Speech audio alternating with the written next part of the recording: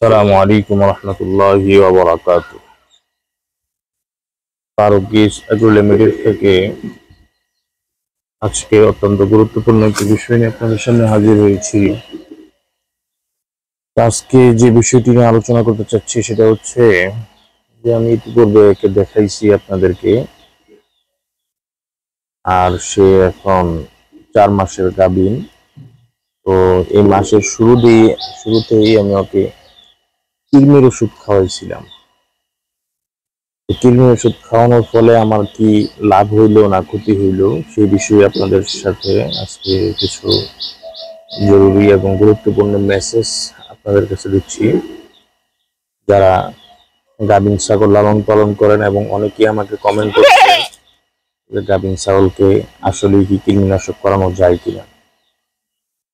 তাদের প্রশ্নের উত্তরে আমি বলবো, জি ভাই, গাভীন ছাগলকে কৃমিনাশক করবেন যখন আপনার ছাগলটি আপনি প্রপার বুঝতে পারবেন যে আপনার ছাগল গাভীন।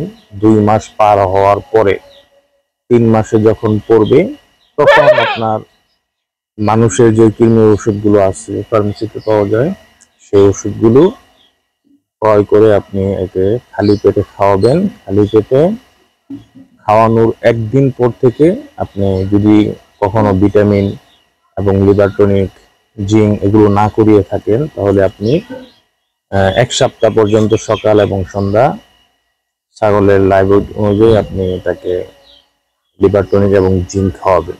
তো আমার যে ছাগলের যে সাইজটি ওকে আমি আপনার কৃমিনাশক করানোর একদিন পর থেকে লিভার টনিক এবং জিঙ্ক করাইছি 1 সপ্তাহের মতোই। ওকে সকালে জিঙ্ক এর 1 চামচ এবং লিভার টনিকের 1 চামচ 2 টাইম আমি খাওয়াইছি।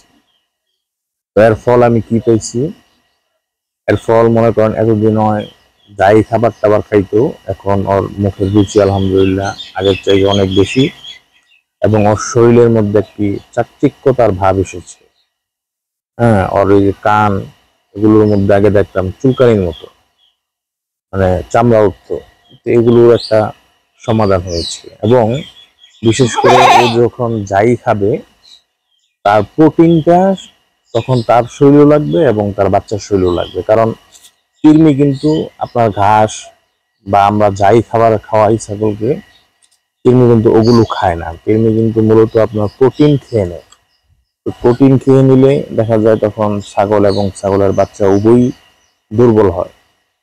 তো যার কারণে আপনার কৃমি ওষুধটা খাওয়ানোর ফলে কৃমিটা যখন বের হয়ে যায় বা মারা যায়, মলমূত্রের সাথে যখন বের হয়ে আসে তখন দেখা যায় 1-2 দিন ছাগল একটু ঝিমাতে পারে বা একটু পায়খানাটা নরম হতে পারে। তখন আপনি এটা আরো ঘাবড়ানোর কারণ নাই, তখন এটা মনে করবেন যে না আপনার কৃমি ওষুধটা প্রপার কাজ করছে। হ্যাঁ, তো আমার ছাগলের কৃমি ওষুধ খাওয়ানোর একদিন পর থেকে একটু ঝিমানি ঝিমানি ভাব ছিল, বাকি এমনি আর কোনো সমস্যা ছিল না আলহামদুলিল্লাহ। তো এখন ওর মুখের রুচি আগের চাইতে অনেকটাই বেটার, যাই দেই মাসাল্লাহ তাই খেয়ে নেয়। এখন আমার ছাগলের বাচ্চা যখন আসবে দুনিয়াতে তখন আলহামদুলিল্লাহ আশা করি বাচ্চাগুলো সুস্থ সবল আসবে এবং বাচ্চা এবং মা উভয়ই প্রোটিন পাবে। এখন যাই আমি খাবার দাবার দিই এখান থেকে তারা উভয়ই প্রোটিন পাবে। তো এই কারণে মূলত কৃমির ওষুধ। তো অনেকে আমাকে প্রশ্ন করেছেন কৃমির কি ওষুধ খাওয়াবেন, তাদেরকে আমি বলবো আপনি মানুষের যে কৃমি ওষুধগুলো পাওয়া যায় এগুলোই আপনারা যেটাই পারেন আপনারা খাওয়াবেন, কোনো সমস্যা নেই। তবে শর্ত হলো খালি পেটে খাওয়াবেন। খালি পেটে খাওয়ানোর পরে কমসে কম 2 থেকে 3 ঘন্টা পর্যন্ত আর কোনো খাবার দিবেন না, একদম সকাল সকাল খাওয়ায় ফেলবেন। আপনার কৃমি ওষুধটাকে হাতুড় দিয়ে অথবা যে কোনো শক্ত পদার্থ দিয়ে গুঁড়া করে অল্প একটু পানির সাথে এটা আপনি মিক্স করে সিরিঞ্জের মাধ্যমে নিয়ে ওর মুখে দিয়ে দিবেন, দেখবেন ইনশাল্লাহ খেয়ে নেবে। তখন আপনি খাবার ওকে কমসে কম 2-3 ঘন্টা আর কোনো খাবার দিবেন না।